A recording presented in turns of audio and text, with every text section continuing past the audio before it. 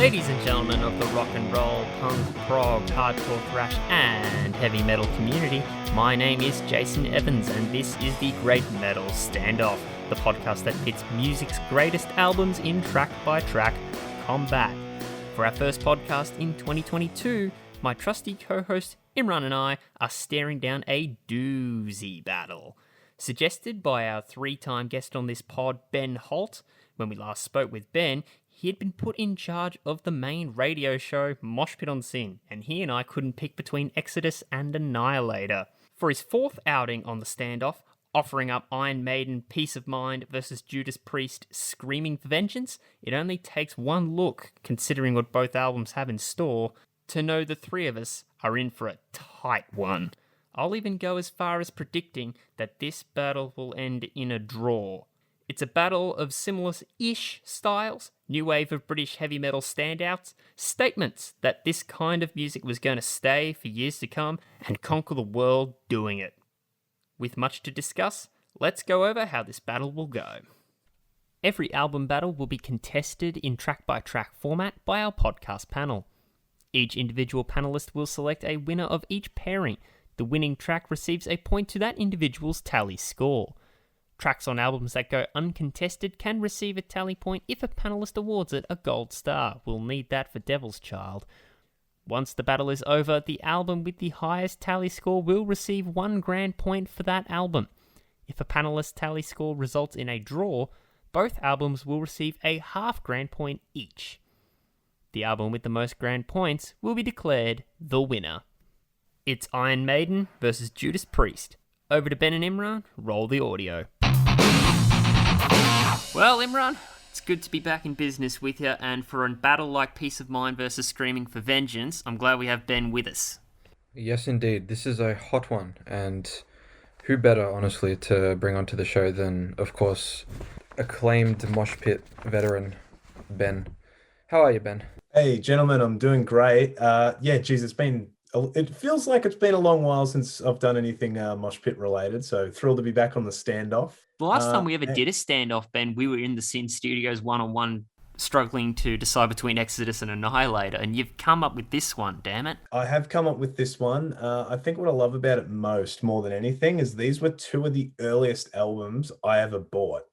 Just when I'd started working at about 15, had a tiny bit of, disposable income at the ready, and these were two of the albums I came up with nice and early. So who's going to be the better album? That's the question. I can't wait to find out. Full transparency, I said this in the intro so the listeners are aware, I've predicted a draw. Ooh. This is a tight one. It truly is.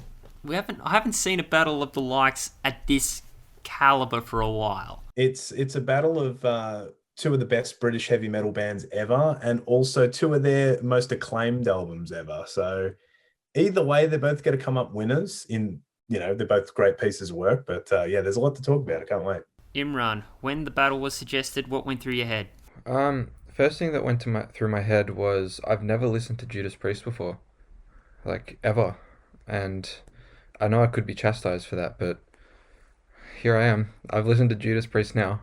It's been interesting listening to both of these bands. I was fully expecting Judas Priest to be a Iron Maiden clone, but was somewhat surprised. I thought I was going to get chastised for saying that the only Judas Priest I've listened to is Painkiller the song, and I forgot how it went.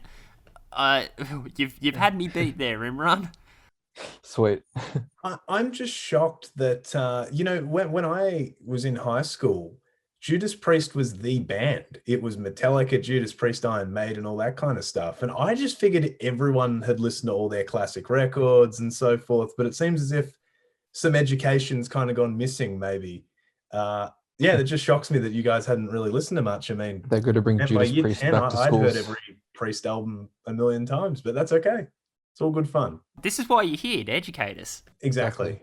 Look forward to doing so. Both released within a year of each other, both classified as the new wave of British heavy metal that went on to inspire many of the bigger bands that went on to come out into the scene. Is that the main legacy you draw from these two albums, in your opinion, Ben? Yeah, definitely. I think Iron Maiden as a whole are a little bit more one-dimensional. They've got a fantastic sound. They know what they're doing. They kind of just repeat it over and over. Whereas Judas Priest really have had many different periods in their career. They did one record, a couple after this, Turbo, that was essentially glam rock. They even had a 70s prog kind of phase going in the early years. But to me, this is the essential sounding Judas Priest at their best record. I absolutely adore this album, and I can't wait to talk about it. It's going to be so good. Yep, there's not much really more you can say about that. So, the God-forsaken Timekeeper. Ben has been dreading reuniting with the Timekeeper because it means we have to pick apart Juggernaut albums. But, Timekeeper, ring it. Thank you very much, Timekeeper. Let's begin this battle. Where Eagles Dare versus the Hellion. Let's kick things off with our guest, as usual, Ben. It's a pretty simple point, admittedly. Well, what I love about Where Eagles Dare was this was the first time an Iron Maiden audience was exposed to Nico McBrain, who became their long-standing drummer from the fourth record all the way to even album number 17.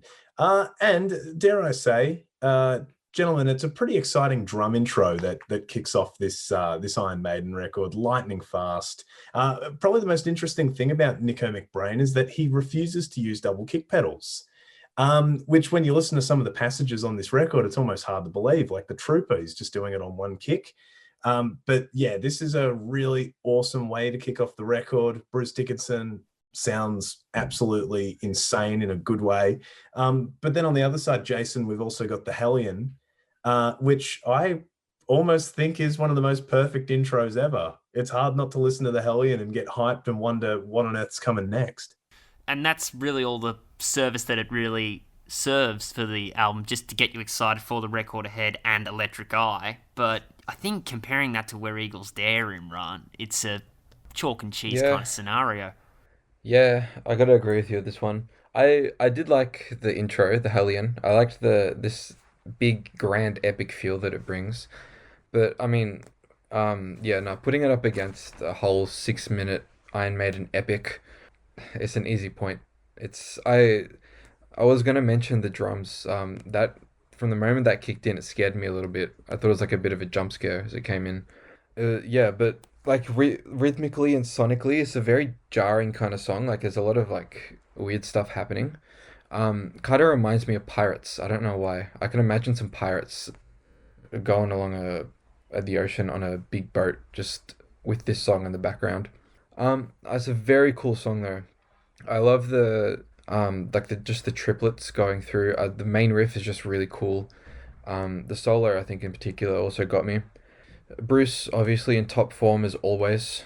There's some bass shredding at the end. There's just so much happening in this song, and I love it. So yeah, easy point, Iron Maiden. What are we saying, Ben? Is Where Eagles Dare too strong of an open for the Hellion? Hellion serves its purpose great. It is, what you said, one of the best ways to open a record, but incomparable to Where Eagles Dare, or have you got any other points to make? Well, had the band have done the simple exercise of simply putting the Hellion within the track Electric Eye, I would have gone Electric Eye. But considering that's not how they did it, there's no way I can pass up on Where Eagles Dare over a 41 second, dare I say, amazing intro. But no, Iron Maiden definitely have the early rubber on that one. And that keeps the theme going with your appearances on this show here, Ben, because the last time you were on the show, we were talking about Crystal Land, the symphonic acoustic piece to lead you into Alice in Hell by Annihilator. And we've got a similar case here. Hellion plus Electric Eye, fantastic. But as an individual track, Where Eagles Dare all the way. And now we get to battles I hate, because it's very hard to distinguish between the two for me. Revelations versus Electric Eye, the aforementioned. Let's talk about Electric Eye, because it's seamlessly followed through by the Hellion, and it's a standout. Yeah, it's an absolute standout. There's a couple of tracks where I can easily say to someone who's never heard Judas Priest before, this is Judas Priest. And Electric Eye is one of those tracks. Effortlessly catchy, fun riffs, just a good time, and there's a heck of a lot of energy going on. I'd also throw in Painkiller to be a good opening track to get someone into the band, along with Breaking the Law, but that one more for its cheesiness. Yeah, I mean, what's not to love about this track? And more importantly, I actually quite enjoy how 80s this album sounds. The drums really echo. They've got this loud echo on the snare. And Rob Halford is just in complete top form. I know that everyone loves Bruce. I've always preferred Rob Halford to vocals here. I would take Rob Halford. I think there's just a little bit more range going on throughout the record. But with that, it's still unbelievable to me when you hear track like Revelations, because I think back to at my high school, my good friend Lloyd actually made a Iron Maiden sampler CD, handed it to the principal, full well knowing that he was going to reject it. But the principal asked if there was any bad language or bad themes, and there wasn't. And we enjoyed high school lunches and all the kids walking to the next class listening to Iron Maiden. There was Revelations, 2 Minutes to What? Midnight, Aces High. It was incredible. There was all of it, and it was a bit surreal, but yeah, it was just a good high school, I guess. I had to listen to Red Hot Chili Peppers, and you got to listen to Iron Maiden. Oh, Yeah, I I think wish I I went won to your out in high that school. exchange. Yep. Unlucky. But I guess when talking about a track like Revelations, what was your take on that, Imran and Jason? Because I feel as if we really get a good sense of Iron Maiden's strengths when it comes to melody in a track like that. Yeah, I've never actually listened to Peace of Mind in its entirety, which means I'm a fake Iron Maiden fan. But yeah, listening to Revelations was a surprise because I never heard an Iron Maiden track like this. I thought it was very it kind of gave me like 90s alt rock vibes. There was a lot of switching up in the clean and the heavy stuff. Um, like that clean section is amazing. I loved it. Um, I loved the crunchy bass in it as well. Like you said, the all of that melodic stuff in it as well is really good. The storytelling, that's a classic Iron Maiden trait right there. Um, I really liked the song. And on the other side of things, Judas Priest. This being the first proper Judas Priest track that I've ever listened to, I was very pleasantly surprised. I really liked this track too. This is a It kind of had like a blues style structure. It's got very unique singing. I thought it was cool for this like really big electric song to have that clean kind of singing style on it. Hey, I'm the sorry, cat. I'm dealing with a cat at the moment. She's really tiny. Um,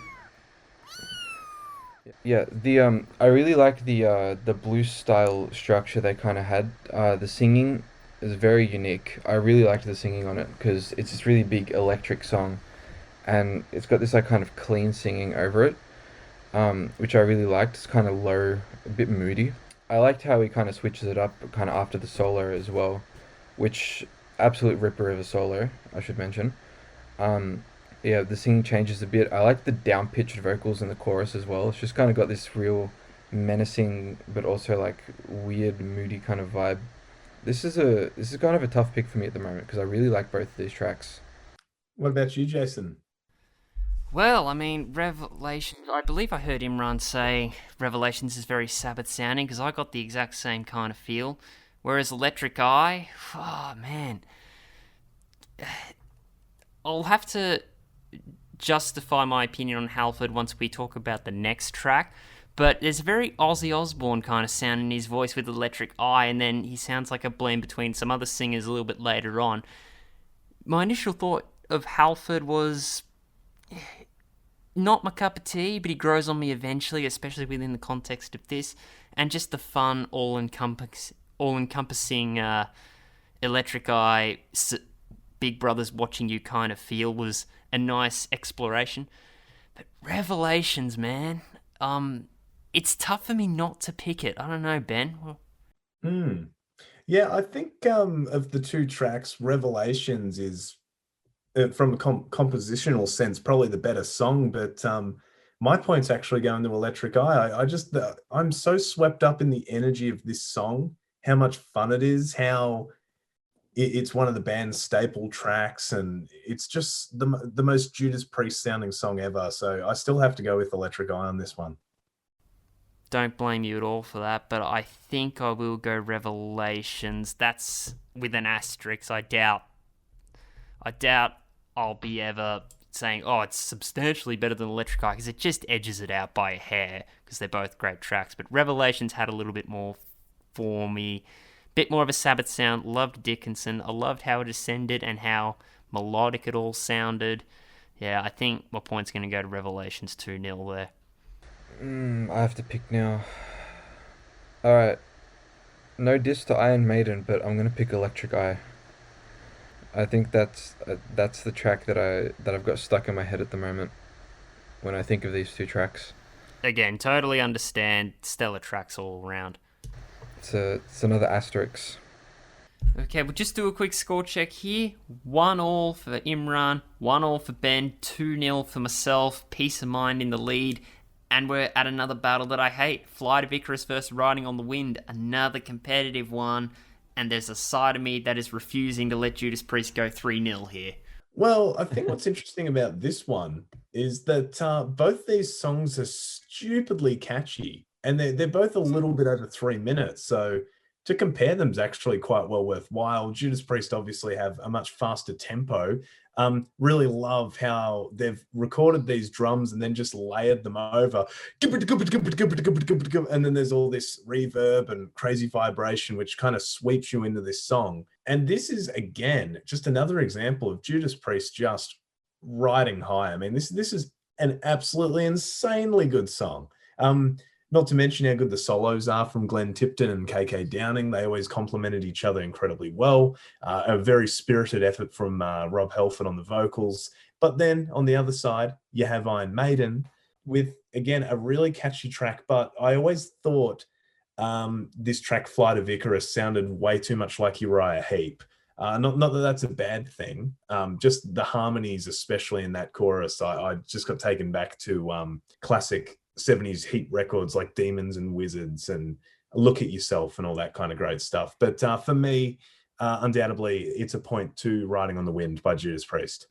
Oh, I love the Judas Priest track "Riding on the Wind." The phaser drums at the start, like you said, is it kick to the face of an intro. The singing is so much more powerful in this one. This is kind of what I was expecting when I heard Judas Priest. I'm like, there it is. I love the guitar, like the lead stuff in the verses. And like you said, the guitar solo as well, that dual style guitar solo is really cool. Freaking shreds. There are some amazingly long screams in that song as well, which is amazing. Top track, probably top 3 on the album. I don't quote me on that yet, but yeah, no, great track. Flight of Icarus, on the other hand, this is one of, if not the first Iron Maiden track I probably ever heard. So this one's got a bit of a special place in my heart, but that like rumbling, like rolling riff that just goes through the whole way is just so good. I love the harmonies in the chorus. There's an absolute ripper solo in it. It's one of those solos that I sing along to every time. Even the outro solo part where is doing the thing, it's so good. The big scream at the end. I freaking love this song. It's short, it's sweet, it's punchy. You got Bruce Dickinson doing his Ronnie James Dio impression. I love it. Yeah, so this one's a Maiden point to me. Oh dear. I'm amazed how quick you came to conclusions there, because I agree with many points that both of you have been saying. Riding on the Wind, quintessential Judas Priest was the first impression of, okay, this is what it's about. I'm with you, Rob Halford. And I was talking about Electric Eye, I felt there was Ozzy in his voice. Riding on the Wind, I thought there was Robert Plant in his voice. So I've come to the conclusion that Rob Halford's voice is just the meshing between Robert Plant and Ozzy Osbourne over some kick-ass rips. Pure British pipes right there. Pure British pipes. That's exactly right, Imran. I love the dynamic across Riding. But then again, Flight of Icarus, Imran, you're right. It's very easy to sing along to, and also just the riffs that go through. Dun dun dun dun dun dun dun dun dun. Part of me was like, maybe a revisit to Hallowed Be Thy Name. But either way, it swings, it gallops. Bruce Dickinson doing his Dio impression. I really like that analogy, and it is one of those songs I can't stop repeating it. It's very, very singable. It was interesting seeing a quote come from, I think, Steve Harris, saying that they prefer the song played a lot faster live. They'll speed up the tempo a bit, and they think it's a better song that way. I can see the point. I did check out a live clip, and it sounded great. I bet I love Flight of Icarus, but I refuse to let Screaming for Vengeance go 3-0, so let's go Riding on the Wind for me, I think. In case things just couldn't really get any better, we then hit this track called Bloodstone, Yep. which is just unbelievably catchy. I've never ever played this song to someone who didn't love it and who didn't start going Bloodstone, especially over that fantastic. Um, Again, there was just no way Judas Priest weren't going to deliver a heavy metal classic record. I mean, we were already 3 great songs in, then we kind of slowed down the tempo a little bit on this one, and it's just amazing. This is Judas Priest at its best, in my opinion. Their second best album is Sin After Sin, which is a vastly different sounding album to this, but I think that album is definitely worth checking out. But the 80s was in full swing on this one. But then on the other side, Die With Your Boots On, I actually think is one of the weaker cuts off this Iron Maiden record. But one thing I do love about it is in the chorus, how British the backup vocals sound. If you gotta die, if you gotta die. I always thought that was really funny. Like normally Iron Maiden don't sound that British. Clearly, Bruce Dickinson does to some degree, but yeah, the backup vocals had to be mentioned. And it's a good song, but I almost feel as if it's a tiny bit repetitive, which was definitely kind of signaling the fact that Iron Maiden were going to become an incredibly repetitive sounding band in a chorus structure, especially once we hit the X Factor album in about 1995. So interesting to note there. But at the same point, Bloodstone for me is just an absolute winner. And it is really up there, probably in Judas Priest's top 10 songs of all time, maybe. That's big praise, Ben. I didn't get it. I didn't think of that big of praise would come out of this conversation. And Die With Your Boots On, I can see what you mean, but I wanted to go to Imran to see if he could dissect the bass a little bit, because I consider that incredible bass playing by Steve Harris. Yeah, that bass is shredding throughout the whole song. I feel like it's turned up a little bit in that song as well, because it's just making an impact throughout the whole song. Die With Your Boots On, I got to agree with Ben a little bit. It's slightly underwhelming. I do like the backing vocals in the chorus. It reminds me of just like an Aussie pub song. Very British. But yeah, that bass throughout the whole song is just rumbling and rolling throughout the whole way. I really particularly like the in the solo, the bass is kind of, it feels like it's more in front than the solo, like the actual guitar. Yeah, there's just a lot happening. It's just moving all the time. It's insane. That the bass playing honestly I think saves that song a little bit.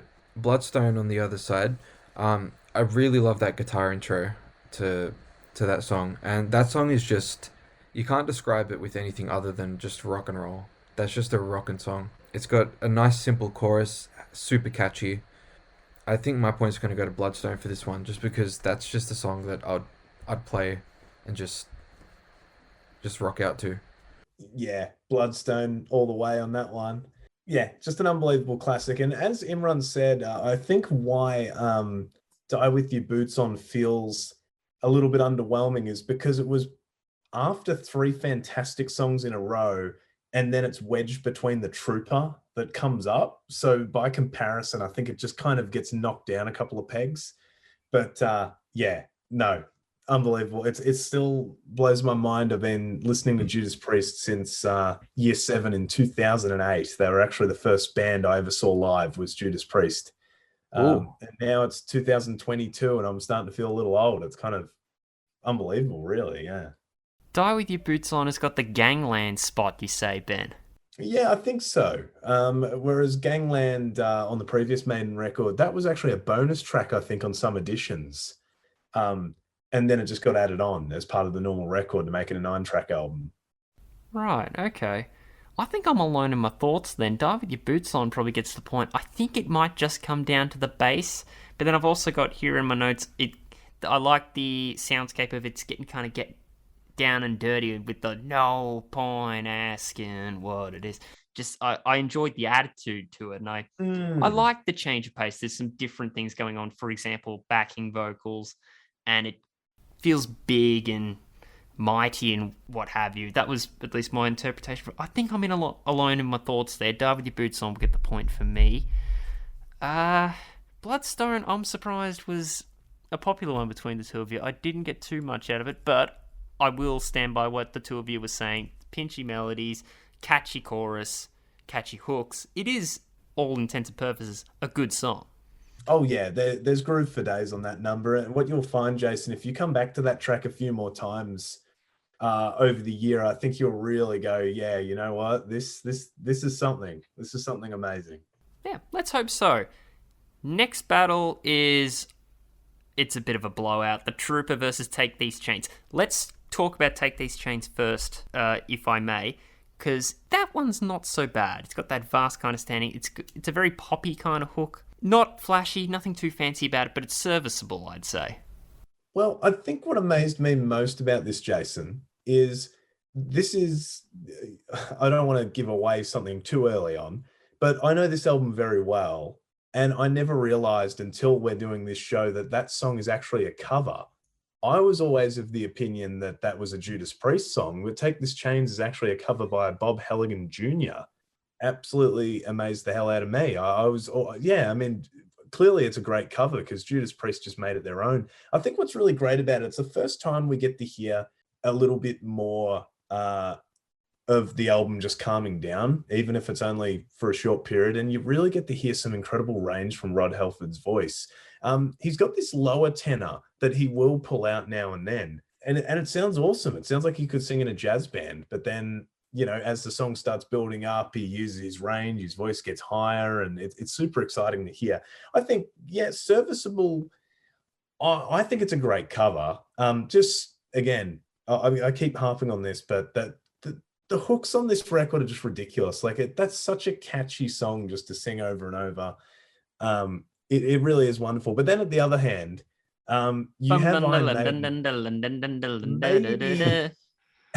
Maybe maybe arguably at Iron Maiden's galloping best on the Trooper. I mean, that was the Iron Maiden gallop formula probably done almost as good as it could be.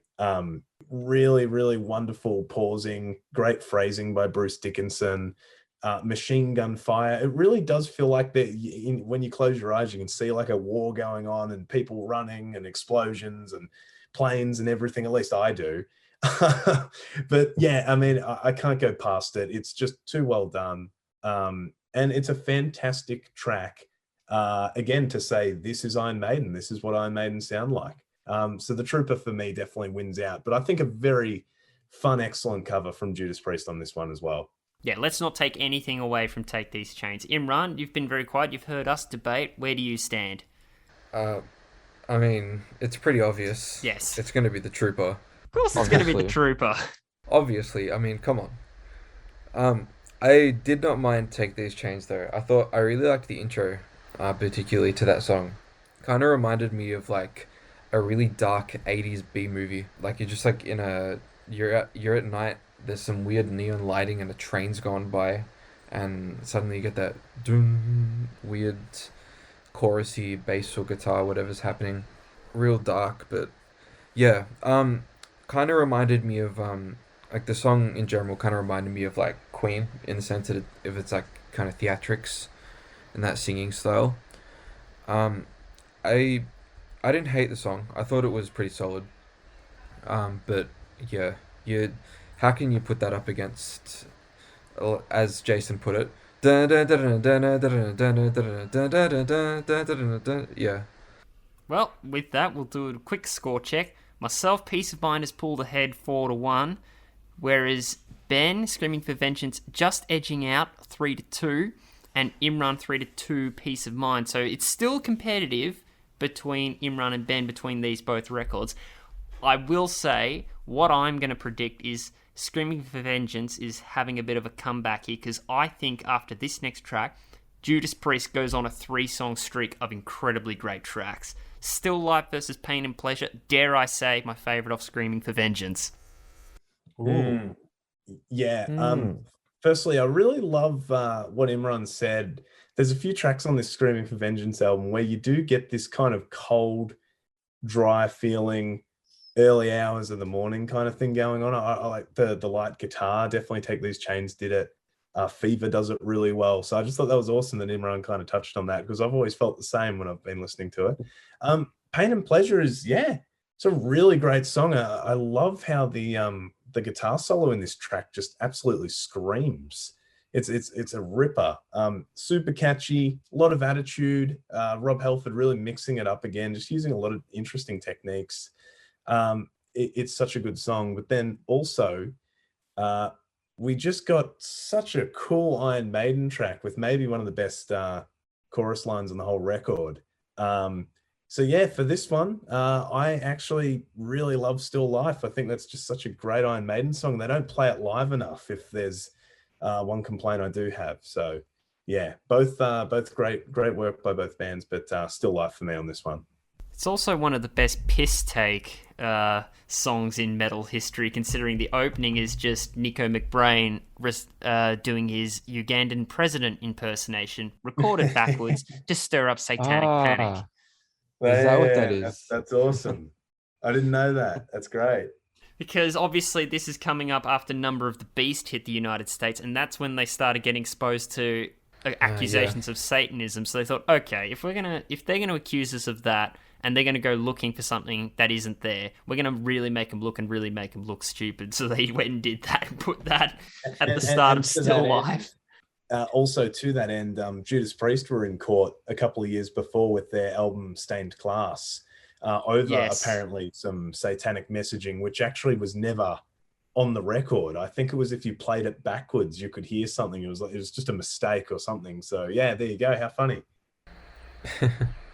Oh, that's great. Um, I was very confused when I heard the reverse speaking at the start of this song.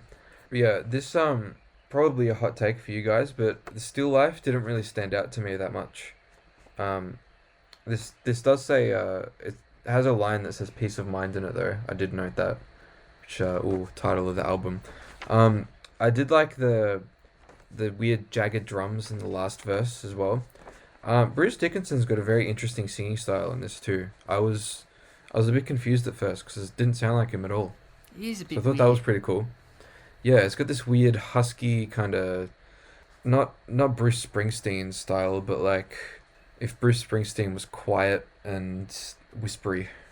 It's kind of the vibe that I That's what got. I've always loved about Rob Halford. I feel as if with Bruce, you kind of know it's always him, but Rob just really is amazing at being able to just mix up and diverse his style all the time. And I think this album really showcases just how much range he actually has. Yeah, I mean, Pain and Pleasure. That's a thumping song. I like the weird, the bluesy kind of intro they've got to that. The reverb drums, that hair metal sound. It's a classic. I was scratching on my head for so long, thinking, what song does this sound like? But I figured it out. It's "Pour Some Sugar on Me" by Def Leppard. It's got that vibe to it. Um, Righto. That's very yeah, cool. Yeah, yeah, I can absolutely see it with so the drums and so forth. yeah, it's that classic '80s style, hair metal sound. Um, Which, if we're playing at home, Hysteria didn't come out till 1987. So Judas Priest had him beat on that by 5 years. oh, nice. Very Oh, cool. there you go. Ahead of the game. Before Imran gives his pick, another thing that took me by surprise by Pain and Pleasure until I went up, because I was trying to. I spent a long time looking for bass in that song. Obviously, eventually, once the solo's done, which is a crunching solo, once that comes out of the solo, you get that thumping crunch, juicy bass, don't, don't, that thumps the bridge along. But I was listening through the very beginning, and I had to look up people doing bass covers of the song to realize for the first minute and a half there is none. No, there is none. That's right. Oh, I didn't even notice. Ian Hill in Judas Priest was never the most busy player. He'd always kind of just play to the rhythm.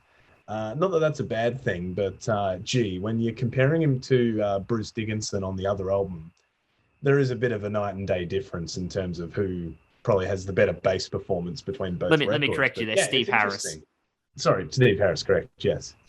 No, my favorite track off Screaming for Vengeance, I think, is Pain and Pleasure. So it's getting the point from me. Imran, where are you gonna land? I think I'm gonna go same. Pain and Pleasure, fantastic track. Quest for Fire versus the title track, Screaming for Vengeance. We'll start with Imran on this one. Well, I really like the big screams in this song. Um, Screaming for Vengeance, that is.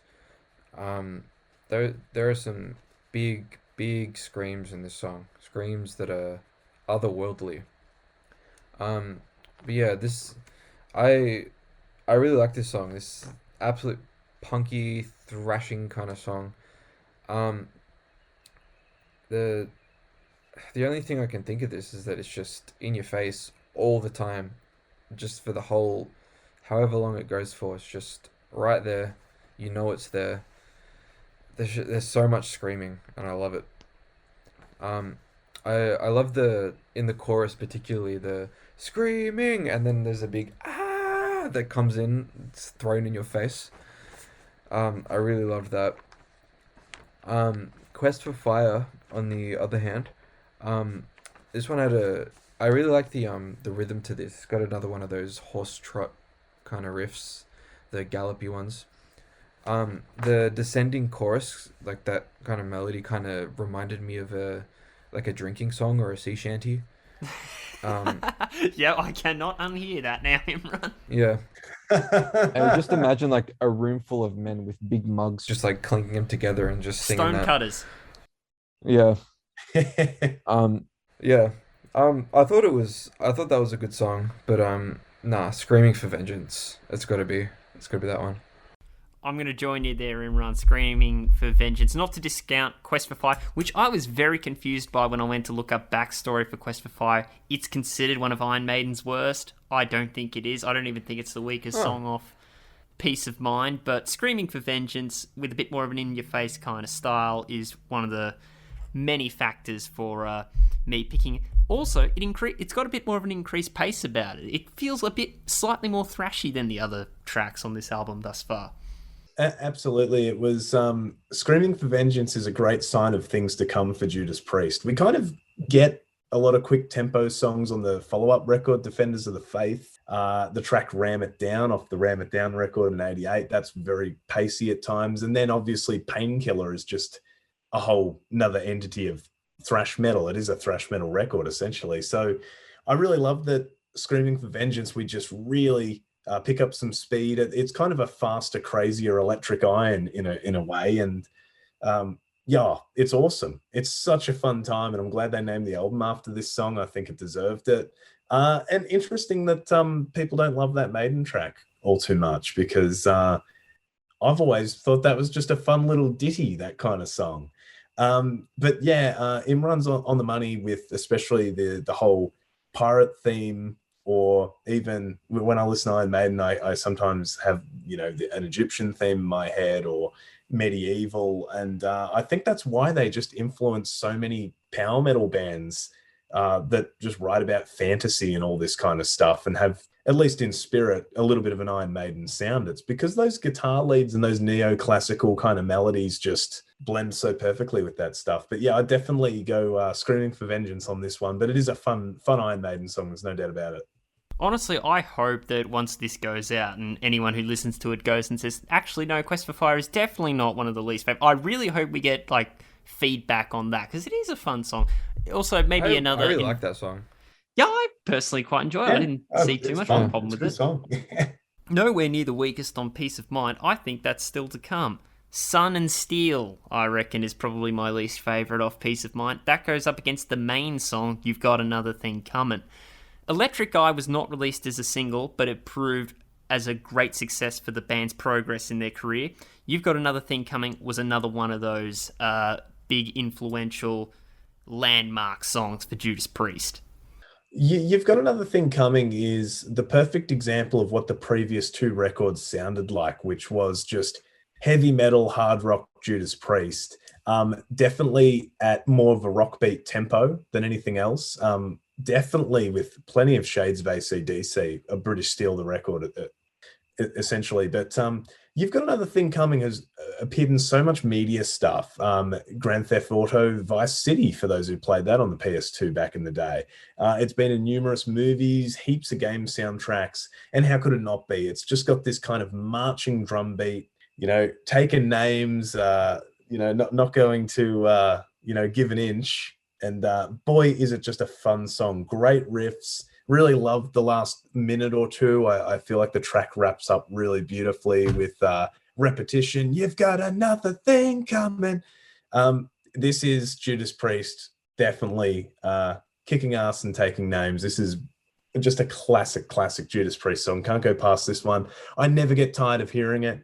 It sounds incredibly 80s too. It's definitely a sign of that time period for sure. And it's a gem upon heavy metal. So how could I not go past it? Sun and Steel is kind of where Iron Maiden are starting to tell us we're running out of ideas on this LP, which is fair enough. It's just probably the weakest song on there for me personally, but it still has its fun moments. But for how much the band were going to mature for the record after, which was the best Iron Maiden album, in my opinion, Power Slave, it's kind of crazy that they had a Yes. couple of these fun little silly songs. So yeah, You've Got Another Thing Coming's definitely the one for me. Is there what can you salvage out of Sun and Steel, Imran?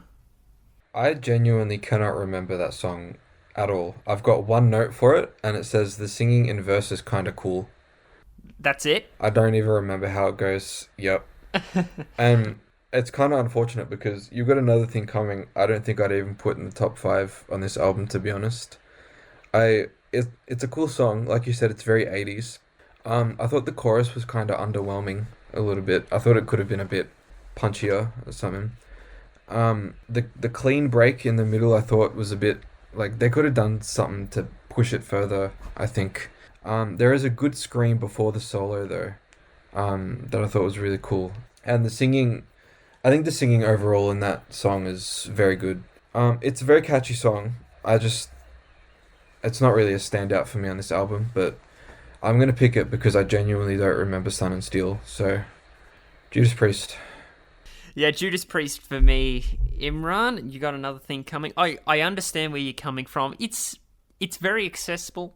It's very quintessential Judas Priest, at least from my first exposure and listening to Ben talk about them.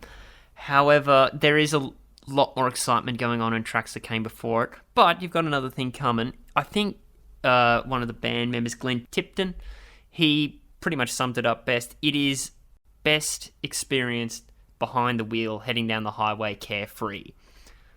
In any other context, like if you're looking for some deep meaning, it's probably not the song for you, but it beats Sun and Steel easily, at least for me.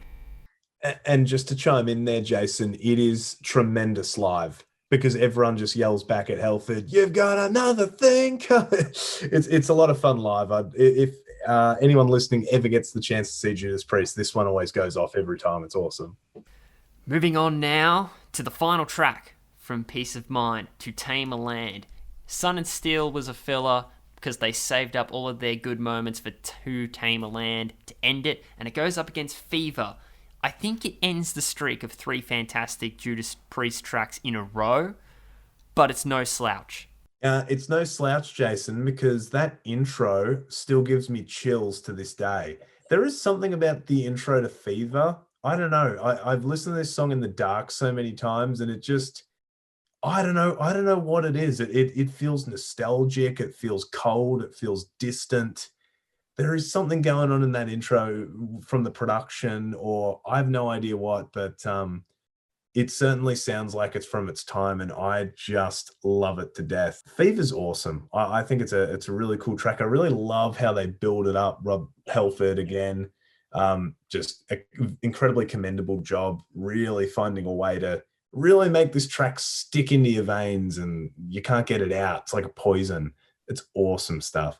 Again, another good solo on it. Then on the other hand, we've got Iron Maiden, To Tame a Land, which Iron Maiden have wrote a heck of a lot of classic 7-8 minute songs. This wouldn't make my list of their 10 best classics, though. I think they certainly had some great ones to come, including Rime of the Ancient Mariner, even Dance of Death, Sign of the Cross, just to name a few. Hallowed be But thy name. Hello, thank you. Which they experimented on the previous record, so it wasn't completely foreign to get a 7-8 minute Iron Maiden track. One more great one for those listening at home. Um, Good old Phantom of the Opera off the first record. It's just That's a tremendous. Paul classic. Diano days. Absolute classic. One of the best Maiden songs ever. So yeah, this is a good effort, but I was wondering whether Jason may have already known it. Because it was a bonus track, the cover version from Dream Theater on their Black Clouds and Silver Linings album. To Tame a Land. Correct. Mike Portnoy plays drums on it. It was the last album Mike Portnoy did before Mike Mangini stepped in. So yeah, that it's cool to hear a prog rendition of it as well. But yeah, both great songs. But honestly, I have to go Fever on this one. Even just for that intro alone, apart from the fact that yeah, the song is just brilliant. So yeah, curious on what you guys felt about both those tracks. I did like Fever. I thought it was a good song. I liked the solo. It was very melodic, and there's a cool riff before that. I like the chorus, how it's like this big choir. The intro, like you said, that really ballady kind of thing. I love how it's just drenched in friggin' chorus. It's very 80s sounding. The singing's great. I love the especially high singing towards the end. It's a good song. But to Tame a Land, this is the type of Iron Maiden that I like to listen to. This is their weird long songs that have like 20 million parts and some weird time signatures. It's prog Maiden, as I like to call it. Rock Maiden. Yeah, Oh, undoubtedly. I think yeah, from their 10th record onwards, they're essentially a prog band in my eyes. I yeah, think I think definitely I agree with yeah. The Imran on later they got on, their songs just got longer and longer. yeah, longer and Especially longer, more parts, more time changes. Yeah, their if they latest album, Senjutsu, I think doesn't have a song under 10 minutes. I think from memory. yeah, there's Um, one midway through that I always felt could have been off this Peace of Mind record, which is Days of Future Past. And it's only a little four yeah, minute ditty, but awesome stuff. yeah. But yeah, to Tame a Land, straight from the get-go, that song hooked me. It's got that weird, spicy chord progression. Don't know where it's coming from. Hits you from weird angles. It's like a weird mix of like medieval, Mediterranean, almost Japanese kind of sounding. I like how the lead guitar stuff like switches a lot throughout the like during the verses and stuff. And then it like switches to a different time, and it's got those marching style drums. It's really cool. This is just a song that just hooked me from the get go and did not let me go until it finished. So, to Tame a Land. Ah, I don't have much to add to Imran's analysis of To Tame a Land, and I want to give it the point. Any other interesting things about Fever for me? Do in my I'm surprised when you mentioned Dream Theater covered To Tame a Land. Don't say you don't learn anything. I put in my notes for some weird reason Fever. A very young James Labrie is listening intently to Rob Halford's vocals. That's the comparison I drew for Fever. Oh, I bet he was. I bet he was listening to this Judas Priest record at the time. I mean, Specifically Fever. I feel like yeah, that's where he got his yeah. vocal style from. Ah, To Tame a Land. It's too mind blowing to not ignore it. It's everything Imran said. I think I can stand by him and say, "Yep, fair point there." The anything special about the solo, Imran, that you could probably help put into words? Because especially the fact Smith, Harrison, Murray, they're all interlocked beautifully in the closing stages of the song. It's just very well put together, very well structured. Yeah, I'd say this is the best song on the album, to be honest. It's up there, isn't it? I, yeah, yeah. It's just it's classic Maiden. All the guitars are just locked together, like you said. Um, it's got just a bunch of weird stuff happening. It also Mm. to me signified that what was to come on Power Slave, which is a bit more of a mature album than what this one was. I mean, Sun and Steel, Quest for Fire, they're a little bit upbeat and silly and a bit of fun, like a bit of a sing along, as we said near the campfire. Whereas yeah, To Tame a Land kind of showcases the band really in a mature sense. Just incredible composition skills, and boy, do they get put on full display and at the band's best with Power Slave, which was to come just in a couple of years after. I do like that point. It is a sign for what came after that. But with that, Peace of Mind is done. But the Gold Star rule is going to kick in because we still have more Screaming for Vengeance tracks to talk about. Well, when I say more tracks, I mean track. There's only one left. It's Devil's Child, AC/DC personified. Oh yeah, it's funny you mentioned that because it took me all this time, but I actually got into AC/DC not that long ago. I've never disliked them. How long but ago, I never Ben? really had a proper listen to them. So I'd been listening to the Razor's Edge album and what was that? Have you other? listened to Power Age? No, I need to. Everyone Yes. tells me that one's awesome. That's the I'll best admit one. that is one I probably should explore too, Imran, so thank you. No Yeah, worries. I never realized just what amazing youthful energy AC/DC have until all these years later. But to that end, this is such a great closing song, in my opinion, for this album. It was everything that this album kind of is to me. Fun songwriting, great quality riffs, epic vocals that are just a good time. Judas Priest to me have always been a really fun band, and I think Devil's Child is excellent. So Jason, if I was to give this a gold star, does it have to replace something else? No, you could just actively seek that song out again with Unbridled Passion. It still counts. This will be a gold star for me. This would be easily in my top 5 of the record. I think this is Judas Priest just firing on all cylinders with another classic. I believe You're the Devil's Child. It's awesome stuff. My notes are pretty much just AC/DC riff, AC/DC stinging. Kind of sounds like Axl Rose after the solo. Song's alright. I probably wouldn't seek it out again. Really? Yeah, didn't hit it for me. Yeah, this one again was in the vein of the Point of Entry album, which was out the year before in 81, along with British Steel from 1980. A lot of AC/DC sounding songs on those records. So yeah, it was funny to still see there was a little bit of that on this record, but not as much. But definitely you got another thing coming along with Devil's Child would be 2 examples of that for sure. And maybe to a lesser extent, Screaming for Vengeance, but then again, that's more of a pacing kind of thing. Devil's Child for me, I'll just read my notes verbatim. They're right in front of me. Sense of finality in just the opening notes. Yeah, from note 1, you know it's the closer. Vocals fit the chorus riff. I normally would mock it, but I can't here because obviously the soundscape has just suit that vocal very well. And then everything else after that, AC/DC rhythm section and an easy sing-along. But there's not much there I'm really knocking about it, so I feel like, and it is such a catchy tune as Ben has been highlighting, it's worth the gold star. It really is. It's just a classic. It's so simple. It is such a simple song, but the execution on it, again, is just incredible. And that's what's funny with both these records. Sure, Iron Maiden have got the playing. The playing's more technical on the Maiden record than it is on the Priest one. But the Priest one, I just get swept up with the energy. It's not to say the Iron Maiden one doesn't have any energy, but yeah, it's a perfect example of not always is technical better. Sometimes just the heart, the soul, and the rhythm of the music, if it's incredibly fun and it has drive, can get it across the line as well, which is really, really awesome. Yeah, sorry, go ahead. Yeah, well, I guess it's now we're at the end of the show, so I can say this, but if I think of my 5 favorite albums of all time, like I can just really quickly mention them.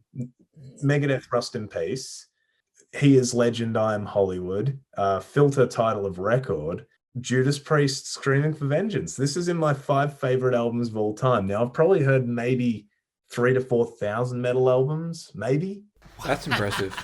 Yeah, I've heard just a ridiculous amount, but yeah, sure. Maybe it's nostalgia. Maybe it's the fact that this one's just always been with me since a young age, but I just adore this Judas Priest album so much. I think also it just puts me in such a great mood. It always lifts my spirits every time I listen to it. It's just great fun. So credit to the band and credit to Iron Maiden, because that is a classic Maiden album. And no one's wasting their time that ever listens to it. It truly is top-notch stuff as well. I wouldn't put it just by getting to know Ben over the last couple of years, and the fact that he has said on this show in the past that he has a top 100 list of favourite songs. So I wouldn't put it past him that he knows he knows the precise amount of numbers he's listened to from start to finish. And secondly, his love for Judas Priest has translated to the scoreboard with a 7-3 win, so that's a point to Judas Priest there. Damn. Oh my goodness, I thought it was closer than that, but there you go, how funny. Oh, it gets close. This was a very tight battle, and I anticipated that from the start because I had that inkling because they're that sort of quality. For example, if you go to myself, it was a 5-all draw. Jeez. So pretty much, I have to split my grand point in half because we have to delegate points. That's just how it has to go, which sucks because I'm with Imran. I have not explored Judas Priest that deeply, and I do seek out a bit more Iron Maiden than the other. And to have it end in a draw just speaks volumes to how much I've begun to enjoy Judas Priest and how more I need to explore. But with that being said, at the top of the show, I said Painkiller, and I can't remember it, was the only exposure I ever had to Judas Priest before this battle. Imran had 0. He topped me. And this battle now rests on him. Uh-oh. Now, how much does Iron Maiden mean to you, Imran? Me? Yeah. They were probably one of the first metal bands I ever got into. Really? Yeah. Like, when I first started listening to metal, Iron Maiden was there. Always. Well, I can reveal, Imran. Uh-oh. Iron Maiden with a score of 4, Screaming for Vengeance with a score of 5. The winner of this battle is Judas Priest, Screaming for Vengeance. Hey! That is not how I saw that going tonight. Me neither. Me neither. How fantastic. Well done, everyone. You got swerved, Great Imran. I was not expecting that, not gonna lie. I was not expecting that at all. I was so convinced that one of us would either end in a draw. I think I was anticipating Imran going Iron Maiden, but I thought I was gonna go Iron Maiden too. then again, I thought I was going to go Iron Maiden, but it was a draw, so this was a very unpredictable one. It speaks volumes. It was tight all the way, but Ben's passion and Imran getting swerved has brought Judas Priest the win. Wow. Damn. That's incredible, but I have to say both fantastic, important albums for heavy metal history, and they still influence young people all these years later, which, just shows how great these works are. But yeah, definitely, if you've never heard these albums before and you're listening to the Great Metal Standoff, I highly recommend the jump in. Give it a go, be open-minded, and if nothing else, some great playing and some great songs to go with it. In fact, the Standoff was pretty much how I got into Iron Maiden originally, because back in the early days of the Great Metal Standoff, we put Number of the Beast up against one of my favourite Black Sabbath records, Master of Reality. The best Black Sabbath record, in my opinion. I say so too. Go back to that episode and see how close that battle ended up going, but it made me really appreciate Number of the Beast, and that made me then to check out Power Slave, a couple of extra songs on the side because of Ben talking them up, and one of our former co-hosts that has been on the show, Jacob, he bigs up Iron Maiden a lot. And here we are doing Peace of Mind versus Screaming for Vengeance, and it's Ben and Imran's first time they've ever debated here on the Great Metal Standoff, and it was very interesting hearing them bounce off each other. So thank you very much for coming in.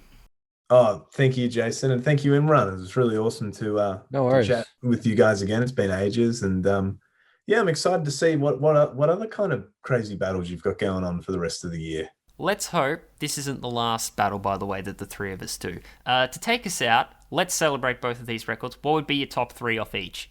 Ooh, Ben, you go first. Yeah, top 3 off each. Wow. Iron Maiden, I would say Revelations. The Trooper, just for how amazing and influential that one is, along with Still Life. And as for Judas Priest, I'd definitely go Electric Eye, Fever, along with, you know what, believe it or not, I know I didn't vote for it, but I still absolutely love Take These Chains. It's just such a great cover, I think. So that would be me. I'll go next if you like. Trooper number 1, easy. I'm not sure what I would go for second. Revelations or Flight of Icarus? Let's go Revelations, and probably To Tame a Land.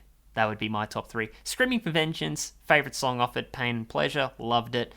Riding on the Wind second, and what do I want to say? Electric Eye or Devil's Child? I think Electric Eye.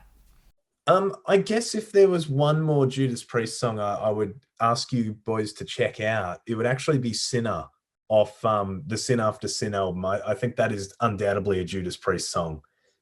You'll love the riffs. The drum work is electric. It's very 70s sounding. So I know there was talks of Zeppelin and stuff. Well, that sounds even more kind of like Zeppelin, that track. So yeah, if you guys do have some spare time, it's 6 minutes. You won't regret it. It's awesome. And you can also really hear where Slayer got their screeching, scary lead guitar leads. You'll hear it all over Sinner by Judas Priest, which the band even acknowledge is one of their biggest influences ever, Slayer. So yeah, very cool. Also, gentlemen, while the standoff is still rolling, I did have to mention this because, and I'm so thrilled this news came out today, and now I'm talking to Imran. It was as if it was meant to be. Tool released their Fear Inoculum record 2 years ago, and we finally found out that the vinyl version's coming out. I heard about this, yeah. The only problem is, Jason, and I'm really excited to get your thoughts on this, the vinyl costs... I'm going to bleep it out because the listeners do not need to be mind blown just as I did, all right? Oh, I was shocked. Yeah. So not only do you have to wait for 2 years, but yeah, it's going to be vinyl. Apparently it's signed by all the bands and it's incredibly limited. It's essentially an NFT, but it's a physical But you can hold it. Right. So, look, I love the band and I did love that record. I know some people were very critical of it. It was definitely to my liking, maybe more than a lot of people, but am I paying for a vinyl? I'm going to pass on this one. I'm just going to say I paid enough for the CD and the weird electronic booklet that it came in. Agreed. And that's all. Yep. Like, I'm a Tool fan, but I got to pay rent. That's right.